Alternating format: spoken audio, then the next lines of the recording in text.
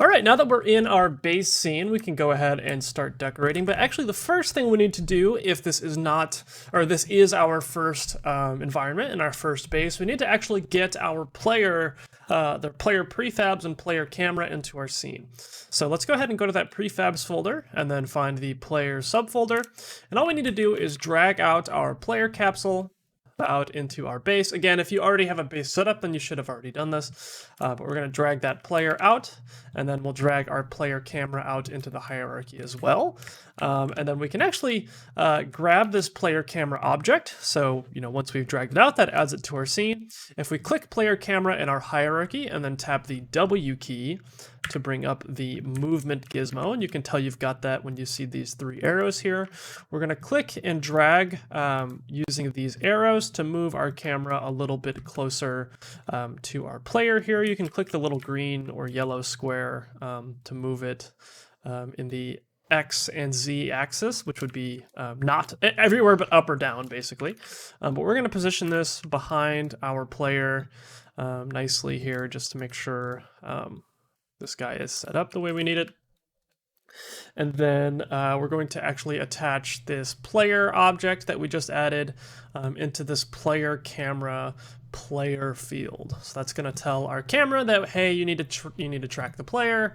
Yeah, that'll make our camera automatically follow us. And if we switch over to the game view, we should see, sorry, that shouldn't be on. We should see that the camera is sitting just behind our player, which is exactly what we want. So once we've got our player in place, now we just need to decorate. So obviously we have tons of room to work with within our base environment. Of course, if you have a different environment, it's going to look a little different, but you should have plenty of room to decorate. And there's a couple of places you can go to find some decorations. So in that resources folder in prefabs, there's this folder labeled props. If we go in here, there are a bunch of little props you can use, little sofas and tables and shelves and all that sorts of stuff. There are some walls and floors for you to work with as well in the walls_floors folder. And then in decals, there are some flags and little images and things that you can put, on different parts of your base here. So all we need to do is add some of these to our little base here. There's also some prefabs inside your specific environment pack, so you should be able to find some props and foliage inside there. I would probably stick with the props here, but you can again go with, whatever you feel. We just want to make sure we have at least 5 of the props from this folder added to our scene. So 5 of the props from our prefabs folder, and we want to get somewhere in our scene. So what I'm going to do is I'm going to go ahead and start decorating my base. I'm going to probably fast forward through that, and if there's anything that I want to point out, I will do so. I will point out one thing before I begin with our first object here, just to get you guys going and in the motions of adding some things to our scene. So I'm going to add my first prop. I'm going to use one of these little bookshelves here. I'm going to drag that into my hierarchy. And we're going to see that pop up probably somewhere not centered on your camera. Most of these objects should have their position set to 0, 0, 0, which is the center of our scene, or the center of the world in which our level exists. So when we do that, we're going to see it pop up, again, kind of somewhere random. Once it does, we can again move it around by selecting it in our hierarchy and then tapping the W key, and that will bring up those movement gizmos, and then we can slide it wherever we need. A reminder is that we can also tap the E key to pull up the rotation gizmo, and then each of these 3 circles here, or I guess 4 circles, will allow you to rotate it in a given direction. So the green one will allow us to go left to right, the blue one will be forward and back, and the right will be side to side.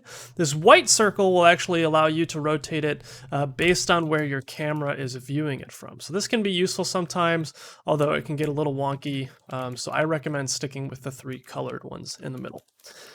And then finally, there's the transform or the scaling gizmo, excuse me. If we tap the R key, we'll pull up this gizmo with the 3 blocks. Each of these controls our size in the direction associated with the block. So this blue line, for example, is going to scale us left and right. The red one forward and back. and yellow or green is going to be up and down. So we have a few options to play with here.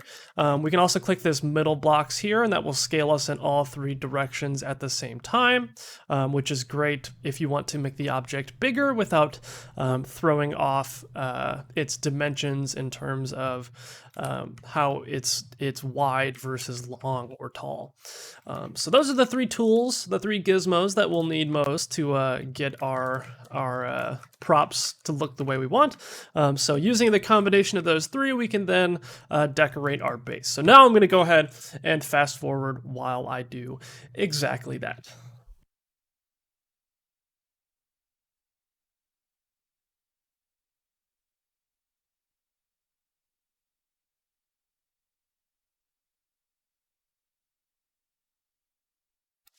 Another tool that can be useful for you while you're decorating your scene is the ability to duplicate objects.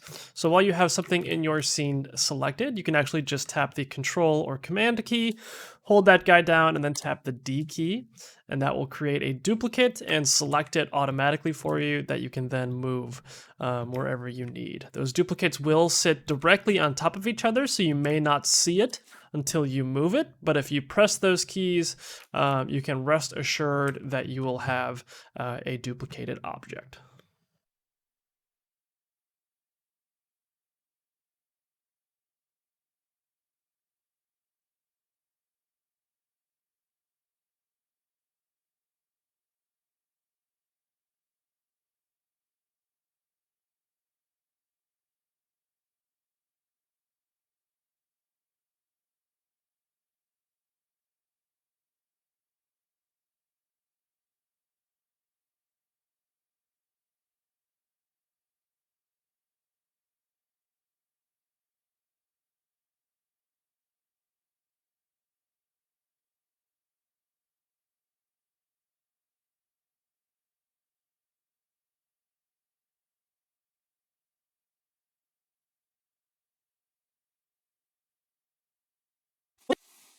One thing that you may run into is you may find that you're trying to click on stuff, but nothing is selecting. What's actually happening is you're clicking onto your player's canvas, which if you zoom out, you'll see this giant white square.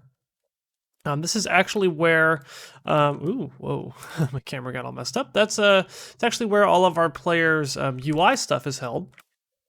So what we can actually do is go to that player canvas and then click this little finger icon. What that'll do is prevent you from being able to select that. So now you can click through it without worry.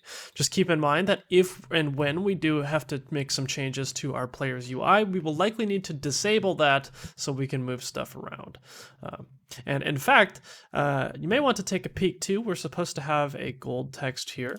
So if you can't see that just yet, I'll probably point this out later on as well. But you'll want to grab this gold object here and just move it over to the right and up so that it is inside of our white square. So when we press the game view, we can see it down there.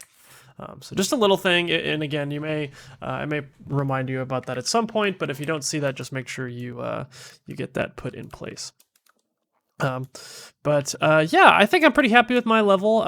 It's a little bit plain. Hopefully you guys can come up with something a little more interesting than I can. But I think this will work. So once you've got all of that stuff set up, just go ahead and save your scene.